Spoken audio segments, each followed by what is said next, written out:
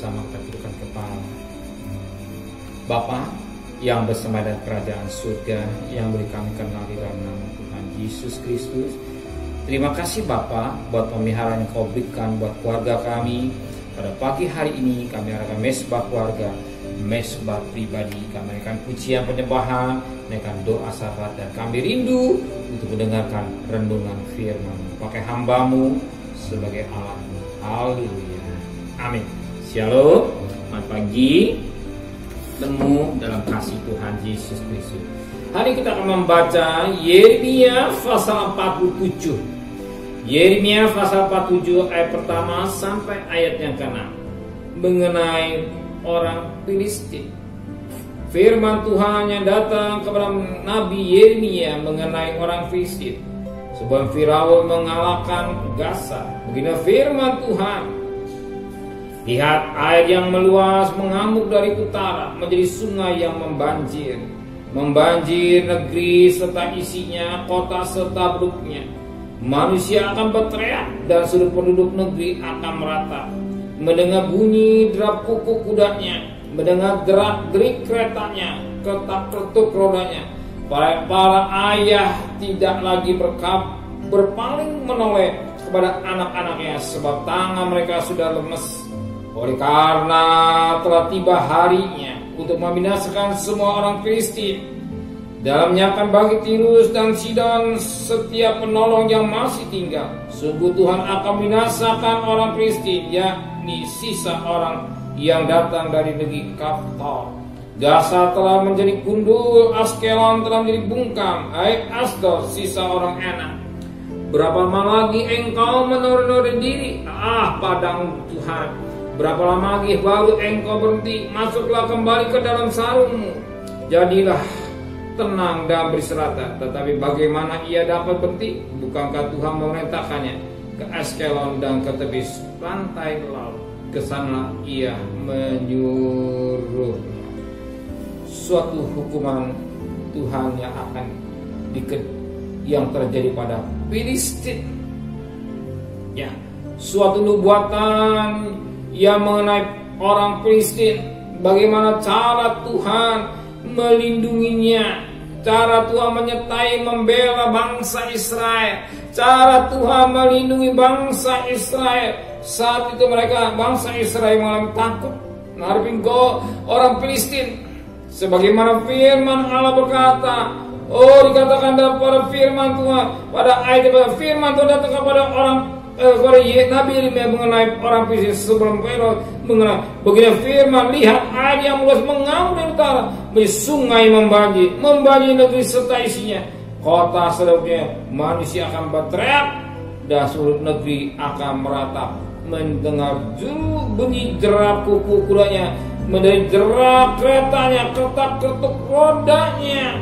Para ayah tidak lagi berpaling menoleh pada anak-anak, sebab tangan mereka sudah lemes. Oleh karena telah tiba harinya untuk membinasakan semua orang Filistin. Ya, sudah tiba waktunya bagaimana Allah untuk campur tangan untuk bangsa Israel, sebab hukuman akan jatuh pada orang Filistin. Dan saat ini bangsa Israel malam takut menghadapi orang Filistin. Sebagaimana pernah terjadi pada zaman Saul, orang Filistin, bangsa Israel takut menghadapi orang Filistin. Kata baca saat itu Goliat.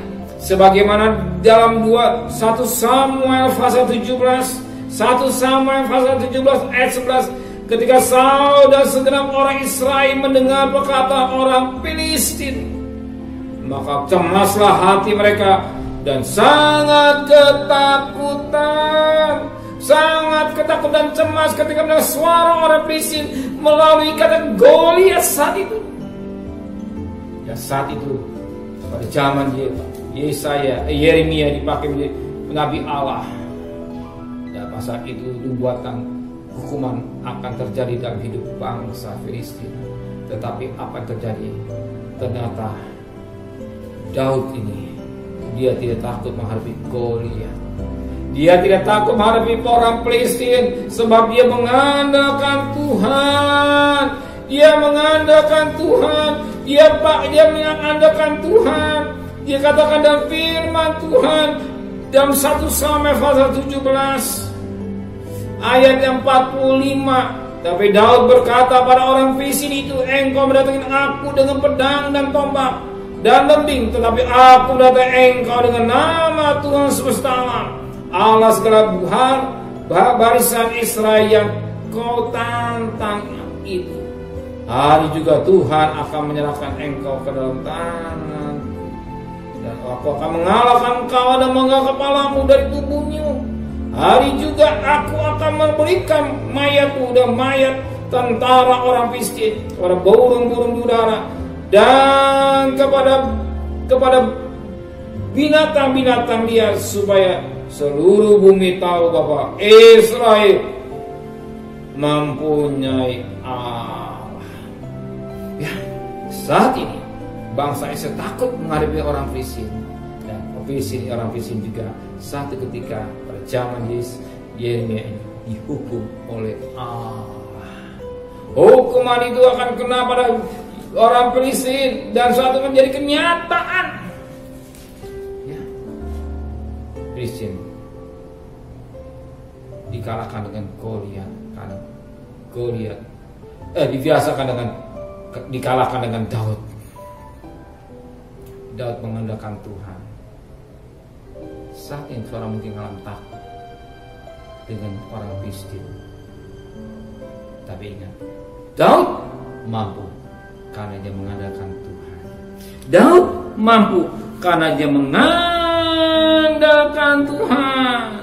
Kalau kita andalkan Tuhan, kita selalu takut dengan hidup Filistin. Kalau Filistin bisa dikalahkan dengan oleh Daud, dan Saul juga bisa mengalahkan Filistin.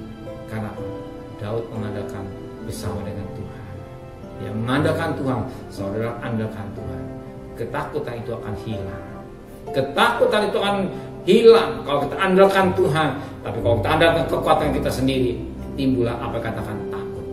Tapi kalau kita andalkan Tuhan, ketakutan akan hilang.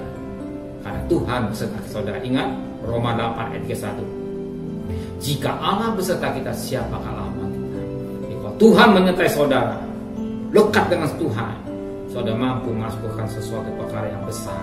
Bersama dengan Tuhan, kita mampu melakukan perkara yang besar. Saudara cari nafkah, Tuhan sudah siapkan berkat buat saudara. Tuhan sudah siapkan berkat buat saudara hari ini. Tidak usah takut dengan hidup yang saudara hadapi. Saudara Immanuel menyertai hidup saudara. Saudara percaya? Amin. Tuhan memberkati kita. Benar Bapa di surga, kalau bangsa Israel takut menghadapi Filistin, tetapi firman Allah mengingatkan pada zaman Saul, orang Israel juga takut pada Filistin, dan tapi Daud tidak takut karena dia mengandalkan Tuhan. Dan kami hari ini kita perlu takut dengan ada Filistin sering membuat kami cemas, membuat kami takut. Itulah Goliat yang tinggi besar, itulah persoalan-persoalan, hanya persoalan besar bagaikan bayangan-bayang yang buat kami takut. Tapi Tuhan lebih besar daripada Goliat. Tuhan lebih dahsyat daripada Goliat. Tuhan dan segala-galanya. Persoalan yang kami hadapi, mata jasmani besar, tapi terlalu kecil bagi Tuhan. Kami percaya Tuhan akan bela, Tuhan akan tolong, Tuhan akan selesaikan persoalan kami semua. Tuhan, kami pertaruhkan semua kepada Tuhan. Sementara cari nafkah antar kami pergi dengan selamat, pulang dengan selamat. Jangan sampai kami terpapar ke sana.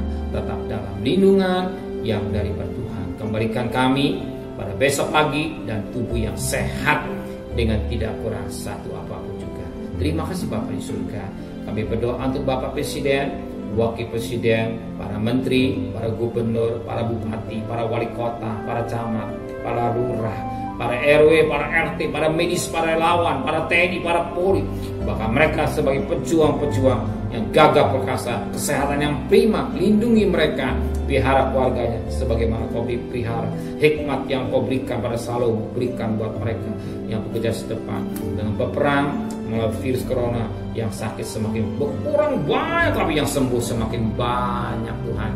Bahkan yang mati semakin berkurang Tuhan. Terima kasih Bapak, dan mereka mau taat divaksin dengan baik. Terima kasih Bapak dan kekasih. Terimalah berkat nikmat dari Allah Bapa, cinta kasih sayang dari Tuhan Yesus Kristus, dan berkat Roh Kudus nyertai saudara hari ini sampai Maranatha Tuhan saudara. Yang kita dia katakan, amin.